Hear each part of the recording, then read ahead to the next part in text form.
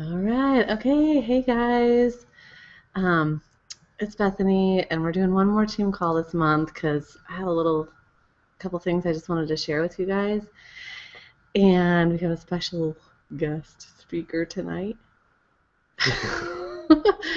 Anyways, I know you guys have always heard. Well, I've heard a million times Stacy say, "This business begins and ends in your mind," and that's really been on my mind a lot. Well, on my mind, it's been on my heart a lot this month, and especially talking to several of you guys and where you're at with your business and what's going on and moving forward and things like that. But my husband Jimmy was telling me a little bit about some things that he's been learning from a book that he just read, and so I wanted him to share with you guys because I thought the things he was sharing with me were really powerful. And sometimes when you hear them from somebody different, I don't know, different perspective, it helps. So, anyways, um, without further ado, here he is. All right. Hello. Okay, I've got notes, so I'm going to be looking down at them here. But I've been reading a lot of books over the past few years about thinking and um, how your beliefs maybe affect your outer world. And so I've created a few new beliefs. One, I think our external world is a reflection of our internal world. Our internal world is our beliefs, and our beliefs are built from memories, and our memories come from either what we're thinking or the what our senses are allowing into our mind. And so I really think life happens through us, not to us. And so I just read a book by Dr. Carolyn Leaf. It's titled Who Switched Off My Brain, and it took everything I've been reading over the past few years and gave it scientific meaning, which was really cool for me. And so I just had a few bullet points. First off, I think how we think is probably the most important thing to our success, no matter what we're doing. How we're managing our thinking, I think, really should be what we spend most of our time on. But here's some what I understand so far. I think the first thing is learning to be mindful of what you're thinking or what's coming into your mind through your senses. Then once you're doing that on a consistent basis, starting to accept or reject things that don't serve you. And when you find a piece of information or something you're thinking that you reject, then you reframe that and then turn that into something that you say over and over until that negative piece of information or that negative thought no longer has a hold. And so I'll just expand a little. So being mindful, to me, I don't think, especially for me, I've for the longest time, for most of my adult life, I've not been actively aware of what's going on in my mind or what's coming into my mind through just life, TV, people I'm around. And so I've really started to pay attention to what I'm thinking and what I'm allowing to come into my mind. So then I've started straining or either accepting or rejecting information and thoughts that don't serve me and don't serve what I'm trying to get to. And so I just wrote here, once I'm aware of the information I'm receiving, I can use past memories to decide if that information is truth for me or not. And if there's something that I decide is not truth, then I'll reframe that negative thought into something positive. And once I have that positive thought, I make it into a mantra that I dwell on it over and over until that negative thought no longer exists. And so I'll just give you a quick example related to Arbonne. I've been doing this a lot for other things in my life, from basketball to trading, but into relation to Arbonne, I know people say all the time that Arbonne doesn't work. It can't work. It's a pyramid scheme. Any multi-level marketing doesn't work. if you've done any kind of research into Arbonne, you've seen all the Ion Arbonne stories. So that's not truth, right? So you can, if somebody you trust tells you that Arbonne doesn't work, you can say, wait a minute, I know it works. You may know people that it's working for them, or you've read all the Ion Arbonne stories and you know that they're making it work. So, you can say, hold on a minute, that is not truth for me. And if there's other people that are making Arbonne work, then certainly I can do it too. Maybe I don't have the skills in place right now to make it work for me immediately, but I know it's not true that it won't work. And so then you can reject that idea and then just create a little mantra and say, I just put, I know Arbonne works for those who work it because there is plenty of evidence of people who make it work. And you can just say that over and over. And one of the things that Dr. Leaf said in her book is negative thoughts and positive thoughts both release emotions. So, if you've ever had somebody tell you something that's maybe negative or not true, you can feel the stress, right? And so I've just been repeating my mantras until that stress is gone and I feel peace. And so she talks about that in her book. But that's all I have. And we can put the book online, but it's a great book. It's very scientific, and I think it's along the lines of what Dr. Shad has just come out with. We don't have it yet, but we'll put that up there. And Dr. Leaf also has a 21-day detox program where every 21 days she's helping you detox a negative or toxic thought or belief in your mind. And so that's something that I'm going to start doing. So anyway, that's all I have. Thanks, Rick. That's awesome. Okay, well, I just wanted Jimmy to share because I know we've heard this from a lot of different people and a lot of different places. Well, I have anyway. If you've been in Arbonne any amount of time, you probably have started hearing things like that. And when he was sharing with me, he's like, you have to read this book because it's everything that we've learned about what we think and what we believe and what we say to ourselves, but how that also affects us in our physical bodies. And I don't know, I think it's really neat to put that all together. But anyways, I loved what he said. He was talking to me yesterday about it, and he was like, gave the Arbonne example, and I was like, you know what, that's absolutely true, because I heard Stacy say not long ago, she was like, do you believe Arbonne works? And most of us will say yes.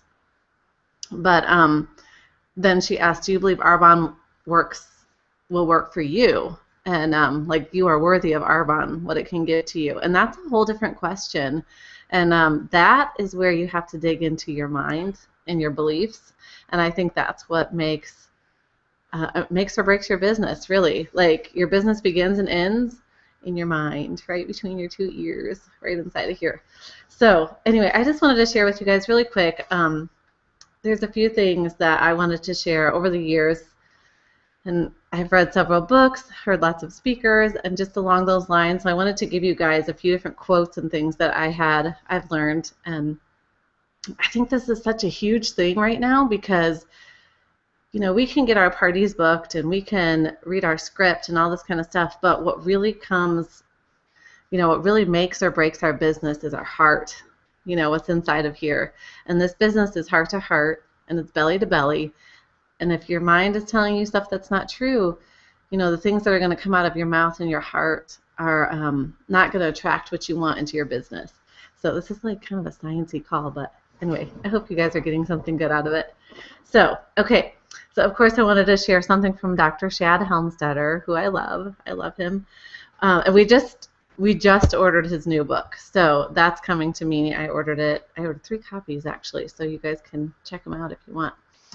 But from his other book, The Gift, which is still coming, I ordered those for some of you guys, and they haven't come yet. So they're supposed to come, I think, at the end of the month.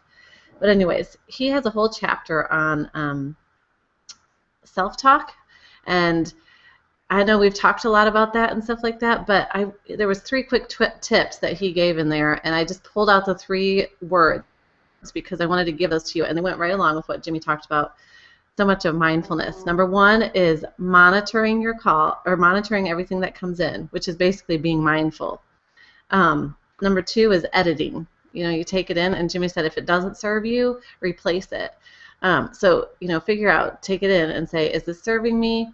If it is, then take it in. If it's not, put it out there, kick it back out. And then number three is to change. And same thing that Jimmy was talking about. Shad talks about the same thing. Handwritten, something that you feel like in your heart, something that's heartfelt, that's an emotional connection to you, and then repetition, repetition, repetition. So put out the bad and bring in the good.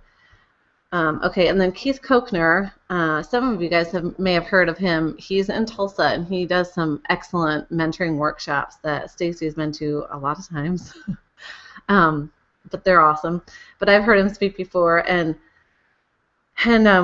one of the things he says is successful people bring their attention to things. Unsuccessful people let things steal their attention. And so kind of putting that in the perspective of thoughts, successful people are giving their thoughts attention. They're aware of what's coming into their mind and what's not, what's going into them. Unsuccessful people let things steal their attention. So you're just letting anything come in and steal your attention. You're dwelling on whatever floats into your mind, which, as we know, through the day is a lot of things.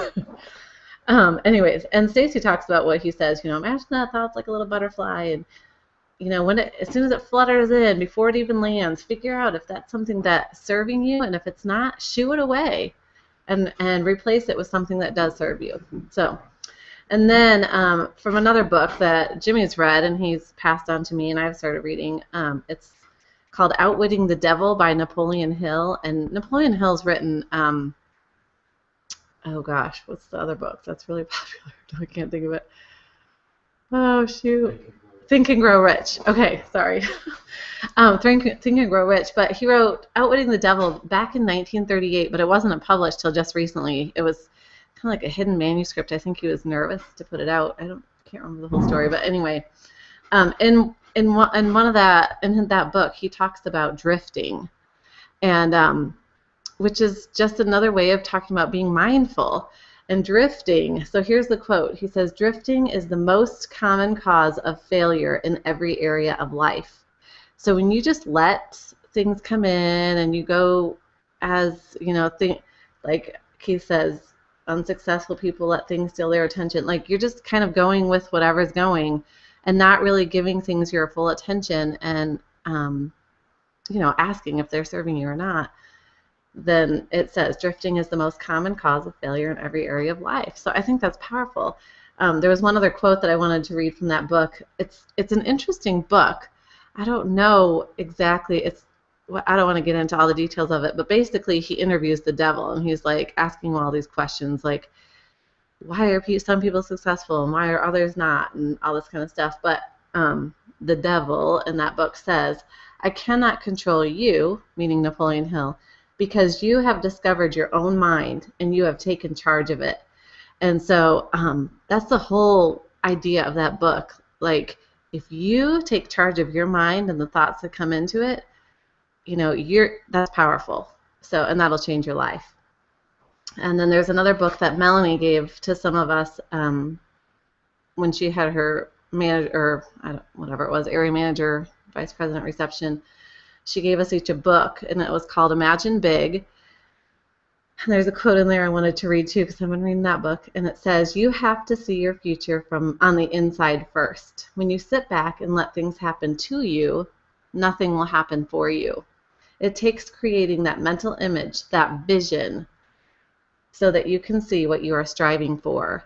And I was reading through that chapter, and I was struck because, when I thought about it, I was like, you know what? How many people do you know? Myself included before. I was like, well, someday I'm going to do such and such, and not really having a very clear idea or plan or anything like that. And, when you create a vision, your mind goes to work to make that happen. And so I think that's another thing I just wanted to kind of point out, and goes along the same lines. And then at G2C, those of you who are there will fondly remember the doctor that spoke from Mayo Clinic, Dr. don't know how to say his name, Amit Sood, I think. But he has a book coming out. I don't think it's out yet, but um, I think the one thing that he talked about that really stood out to me was, again, being mindful. And he talked about how many thoughts come into your mind every single day. You wake up with a wandering mind. Unless you're aware, you make yourself aware. And he said, so you wake up with a wandering mind, or you can wake up and take 5 minutes of mindful meditation. And his tip was just take 5 minutes when you first wake up, before you get out of bed. Just wake up, lay in your bed, and just think about 5 people in your life with a grateful heart.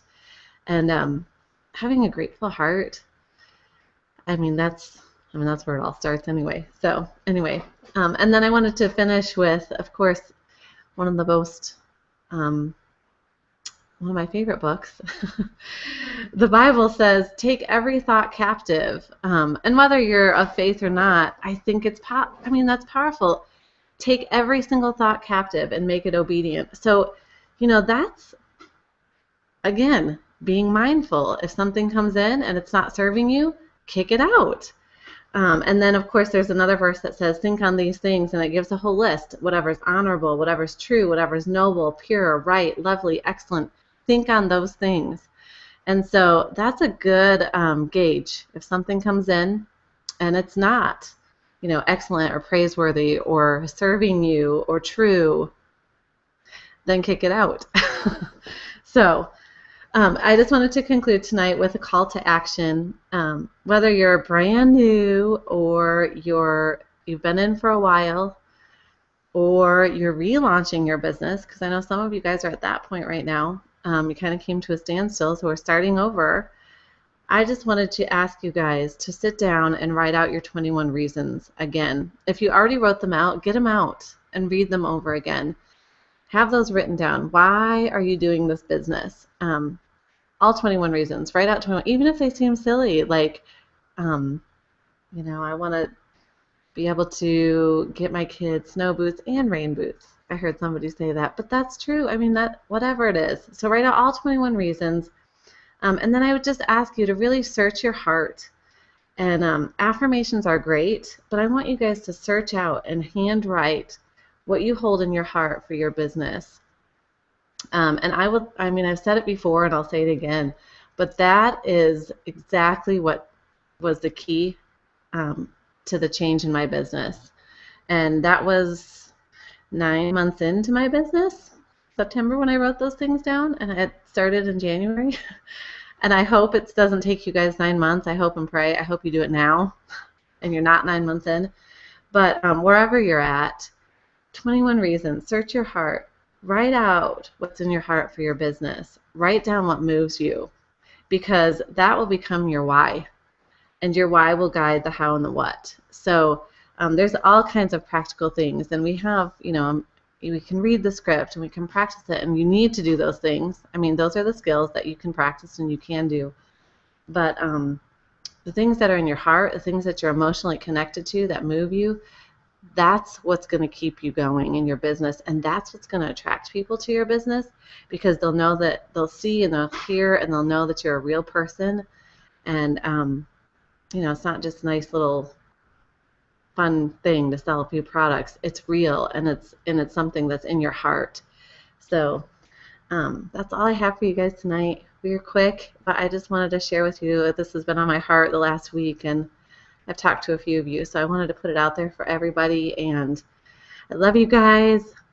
I just want to encourage you not to give up, because most volume comes in the last week of the month, and we're almost there. So keep working to the very end. I know last month we had 2 people earn their district manager bonuses literally in the last hour of the month. And so kudos to you, Tanya and Monica, for working to the last minute. You guys did it. It was awesome. And it's thrilling and it's exciting, and it gives you excitement for the next month too. So I love you guys. I believe in you. And if you need anything, please let me know. I'm always here, and I always want to talk to you and hear what you guys need. So, all right, love you. Bye.